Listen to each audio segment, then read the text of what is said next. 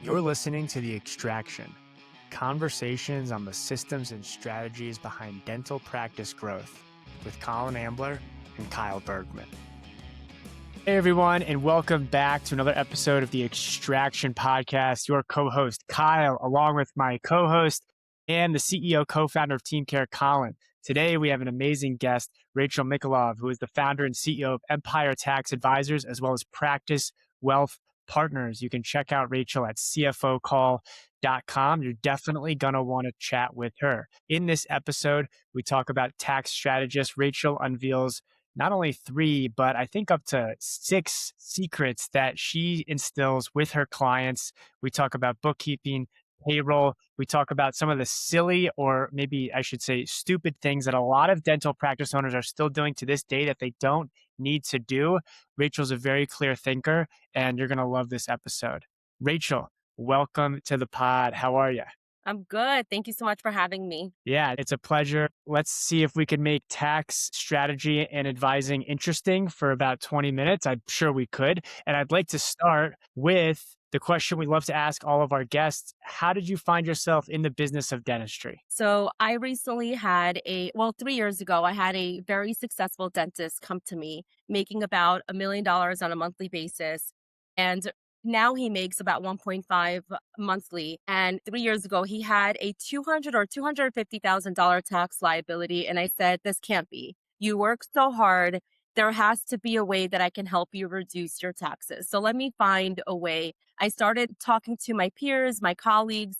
I partnered with another CPA firm and I said, hey, this can't be right. Let's see how we can help this kind dentist who works so hard, and we have to do something to reduce his liability. So it was a prior year that he owed about $250,000 and we couldn't go to change it. We couldn't do anything to reduce his liability because of the prior year. But then we found advanced tax strategies to reduce his liability by $1 million because we were proactive. Yes, 2 years ago, we helped him save $1 million in taxes.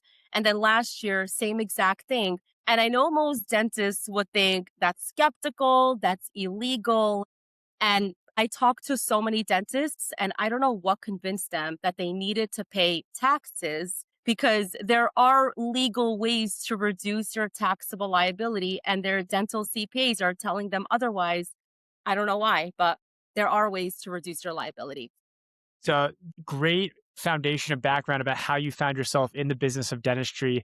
So it sounds like a lot of dentists think that these massive tax bills are just the price of success. But what are the most common ways that successful practice owners like this client of yours they're overpaying because their advisors are reactive instead of proactive? So how can they be That's more right. proactive? So you need to understand the difference between a CPA, and most CPAs are reactive. They prepare your returns, they do your books, and they don't plan. Like most CPAs right now are on vacation, but we are so busy because we're telling dentists what they should do so they don't pay the estimated tax payment on June 15th. I spoke to a dentist last week. His dental CP told him to make another $150,000 payment for the second quarter of June 15th without a freaking strategy. Like, how in the world are you just going to write a donation check to the IRS without telling me what I could do to reduce my liability? That's stupid.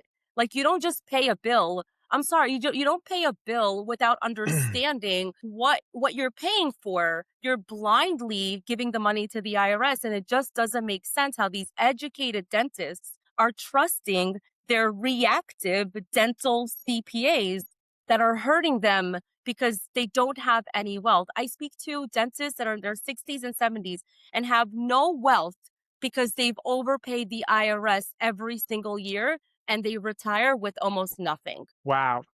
I just want to jump in on the bash session of CPAs. I feel like they're lazy. They're good for nothing. They don't care. They don't work. No, I'm kidding. That's not all true. But Not tell all of us them, why. yeah. Is this okay? In TeamCare, we've flipped some of the dental world around on an incentives module where we recognize something that said, hey, hourly staff members, maybe they don't really care if things go well or not well. Are CPAs in a similar situation where there's not a lot of incentive for savings? What's up with this? I mean, maybe a lot of CPAs focus on different things. They focus on, tax resolution or tax preparation. Just like dentists and doctors have their own specialty, you think that you have a CPA, just like a doctor, you think that they're going to take care of everything. It's a myth. You have to be specific and ask, are you going to help me with strategy? And when you ask your CPA, do you or can you help me reduce my liability to as close to zero as possible? And they look at you like you're crazy, you fire them. Because if they think it's illegal and they think that you need to pay the IRS a six-figure check, because like you said, you're successful, then I would fire them. Like you would want a proactive strategist to find legal ways to reduce your liability. And most tax strategists do that because they care. So if I can reframe, tell me if this is true or not, that this is like a Reed situation. Maybe a lot of dentists get in the situation where they go to their CPA, and we're saying that CPAs and tax strategists are not made the same, right? Correct. And when you go in a dental office and you're a patient and you say, "Hey doc, can you do this Invisalign for me? Can you do this or implant for me?" And the doctor's like, "Well, yeah, I think I could do that. I think," and that's the read. That's And right. just like when you walk into your CPA, you got to make a read on this person. They're not going to probably tell you honest. You got to read between the lines. Is that what you're saying? Yes, I think CPAs are very honest. I think they would be, but they could give it a try and see. But you have to be a specialist in advanced tax strategy to really know what you're doing. This is not something that you can guess on. Well, help us get into maybe some nuts and bolts of this thing. Why? And I'm not asking you to, reveal all your illegal secrets. I don't want to. Legal. No, no, I'm kidding. I'm kidding. Give us, for instance, what does a tax strategist do that a CPA might not? What's a case? What's something we I'll can tell you. wrap our head around? Okay, so CPAs, what they normally do, and I don't want to say all CPAs, right? Because I have a partner that's a CPA that focuses on tax strategy. So most CPAs, what they do is they look at your bookkeeping, they prepare your returns, they tell you how much you need to pay, they help you with IRS and state notices, tell you what your estimated tax payments are, and the relationship ends there. Tax strategists say they review your books, and that's what we do. We see what we could do to reduce your liability. So let's say a client right now has a $500,000 liability. He wants to buy a short-term rental. So we're going to do a cost seg to do the advanced depreciation to offset some of his liability. So now he's being proactive by purchasing a property, doing a cost seg, and reducing his liability because he knows his big number of the $500,000 that he needs to reduce.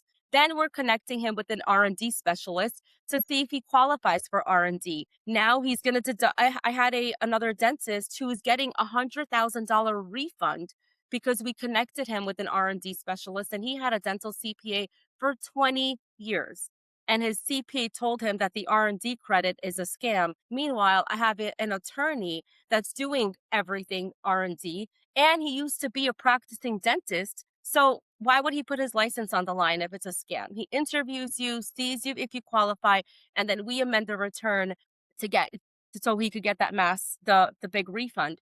But a tax strategist finds strategies, looks at your liability and says, okay, these are the 5 things that you need to do to reduce your liability. Hiring your kids, hiring your spouse, helping you with, there's so many things that you could do. That's how it's proactive, and it must be done before the year ends. Rachel, you sometimes you meet people who it's almost like they were put on earth for this like one specific thing. And it sounds like you're such a clear thinker when it comes to tax strategy for dentists. Really seems like a Thank gift. you. I'm sure you're familiar with Pareto's principle, the 80-20 rule. Yes. And then there's also, I don't know if it has the same name, but if you take the 80-20 rule and you double it, you get the 64 and 4 rule in the sense that there's 4% of actions that can have 64% leverage. Applying that to the world of best practices when it comes to taxes for dentists, what's like the 4% action that a practice owner could take today that could have a 64% or greater outcome for their financial planning? Perfect. So I would say number one is make sure that your entity is right. There's so many people that come to us because they needed to open their entity as a PLLC. So make sure that you're not a sole proprietor. You're not a single member LLC. And if you are, make sure that you convert that single member LLC into an S Corp. Number two, make sure you're paying yourself a reasonable compensation if you're an S Corp. There's so many doctors and dentists that come to us, they pay themselves $60,000.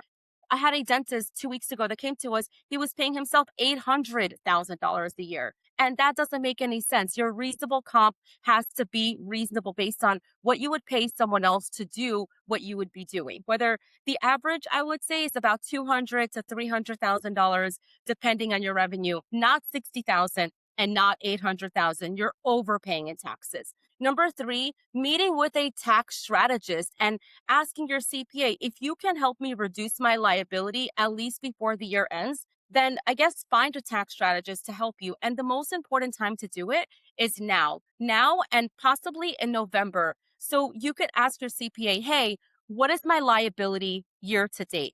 Am I expecting an unexpected tax bill? And what can I do to reduce my taxes now? You do not want to wait in March and say, holy shit, I have a $400,000 tax bill. How come you didn't tell me? You were busy with Thanksgiving and Christmas, holiday mode. But no, what can I do now before the year ends? Should I hire my kids? Should I invest into, whatever? There's so many things that you could do. You need to make sure that you are on top of the professionals that you are hiring and don't really rely on CPAs. You need to be proactive. I That's what I love would it. say. I Yeah. love it. And Number four, I what well, do you want well, four think? and five. Well, yeah, yeah, maybe we yeah. can't No, reveal four and five. we do, but a quick Hmm. commercial TV timeout. If you're listening to this and you're like, I love Rachel's energy, Rachel, I'm assuming that you are taking on new clients right now, I am. potentially. Yes. Okay, great. So if you're listening and you're picking up what Rachel is putting down, you got to check out empiretaxusa.com. Rachel is the founder and CEO. We'll also have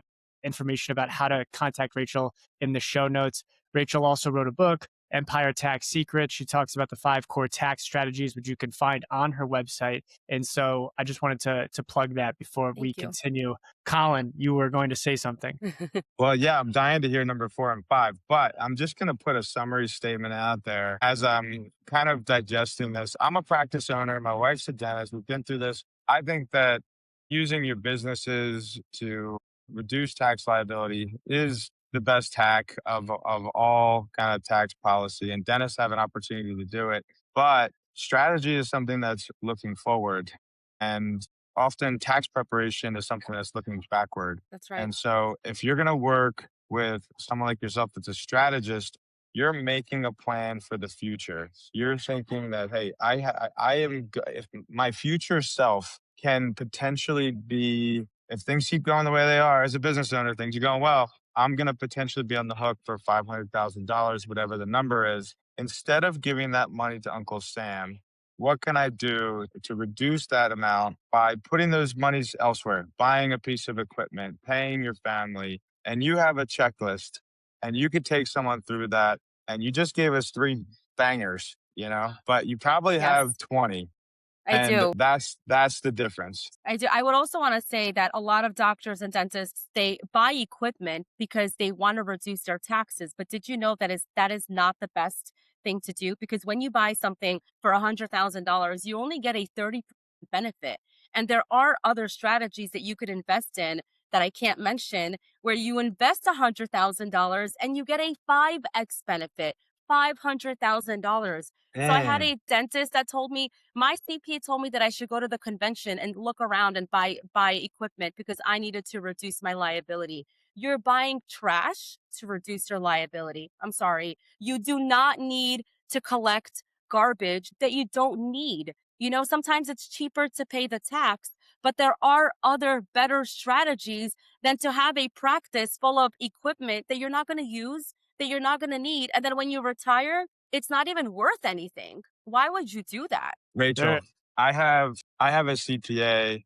Well, I had a CPA, yeah, he just and fired them in this previous episode. yeah, yeah. Sorry, I was on mute for a couple minutes. I just fired him. Yeah. Every time a tax burden would come up, say, just pay it, just pay it, just pay it. Right. And I feel like that is unfortunately one of the prevailing attitudes that can be in this CPA business. It's kind of like a rockabye, what's a rope a dope. It's like they get into this cyclical pattern and people just form into this like little sleepy thing. I'll just do it. I'll just do it. I'll just do it. And if I want to reduce my tax strategy, I want to work with someone like you that's going to be aggressive and knows the list and is whacking me into shape so that I save 300 grand. And Yes, I love your attitude. I love your firm. I just wanted to say that thank this has you. been an awesome I'm introduction. the truth is I'm not even aggressive. It's just being smart. I'm not aggressive. It's just a Well, different when like when I we don't think I'm compare a aggressive. CPA, Okay. yeah, it's I all no, aggressive is the best term. I think Kyle said it earlier. Like, really do you want someone that's not like aggressive and energized by this thing? Like, I think this is such an important piece of being a business owner. And there's so many dentists out there that aren't playing the game. yes, And it's like they have to come with you and they have to play the game and they have to do themselves by saving $200,000 and making really good decisions about it instead of just giving it away. exactly. And this might be a little bit of a polarizing quote or polarizing public figure, but I think Ray Lewis is credited with the saying that he is pissed off for greatness. And it sounds like Rachel, you're just you just want to be great. You just want your clients to be That's right. great. You can see the forest through the trees, and a lot of people don't want to take because it's painful. Taxes can be boring. People's eyes glaze over. It is. Just tell me what to do, and you care, and it's very clear that you Right. care. Right. One I last do care question. because I also want to mention my father paid $1.5 million in taxes. Mm, And that's why I became an accountant. And close I to home. said, this is never going to happen. My father worked so hard in his business. He was not a dentist, but he worked so hard. And I see these dentists who are so kind, intelligent, they're in their business, they're grinding. It's painful to see that you're just giving 30% of your wealth without any strategy. It really hurts me. Like I Mm. hate it. Yeah, yeah. Changing lives. Changing Yes, lives. I'm Amen. trying. Amen. Yes. All right, Rachel, last question before we wrap up here. And I want to give you a brief Sure. preface of this question. So, Colin's partner in crime and the co founder of TeamCare and Noble Dentistry, Dr. Sharon Blyler, has an amazing quote that I love that she said. And she said, I'm a great manager of people because I was a great mother first. I'm loosely quoting her, but it's something along those lines. I've always loved that. Hmm. She has 4 kids, 3 boys, 1 girl. And as the mother of 5 boys, what lessons have raising 5 boys taught you about tax strategy? That's a good question. Well, I teach them entrepreneurship. My second son is going for dentistry. My first one is going for law. And I teach them you got to be smart as to, who you hire. I teach them business every single day. That's all we talk about at home. Like you have to be making a minimum of $1 million a year, or else like you're not my son. I don't know. Like and that's the I love it. floor. So there are people in our community that their dream is to make $1 million. And I was like, guys, that's your floor. We have a very high standard here. And you're not like you better find a way to hire enough people because it's all about the formula of scaling. Be really good, step away, have a roadmap, know what you want, have a proper vision that pulls you so much. You have to have a desire for it and you could do it. Anything is possible. And my kids, if you see them, they know anything is possible. If you tell them I'm going to make $1 million, they're going to be looking at you like, what? That's nothing. Wow. So Wow. I hope I answered your question, but yeah, it's all about Yeah, mindset. I instill mindset into them. Yeah, it's true. It's true. Growth mindset specifically is key versus a that's fixed right. mindset, you have a growth mindset in spades. Well, Rachel, thank you so much for joining us. If you're listening, please check out empiretaxusa.com if you'd like to chat with Rachel and her team. And yeah, we look forward to staying in Thank you. touch, Rachel, and hope to have you back on the pod soon. Thank you. Thank you so much for having me. Thanks, Rachel. Thank you. Thank you for listening to The Extraction with Colin Ambler and Kyle Bergman. Read episode notes and transcripts at teamcaredental.com.